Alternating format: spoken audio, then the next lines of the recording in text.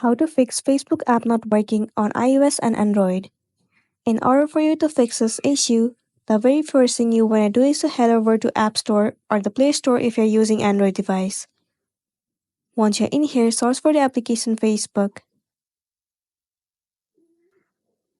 Head over to this app.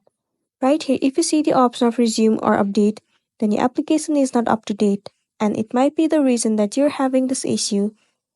In this case, simply click on update or resume in order to update the app. Once you have the updated version, the next thing you want to do is head over to the settings of a device, move into General, and then head over to iPhone Storage.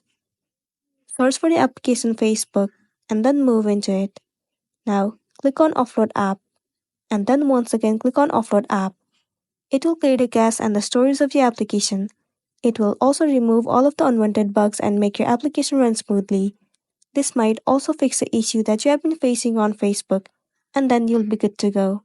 So that's a wrap for this video. If this video helped you, give it a like and check out our next tutorial. Thank you.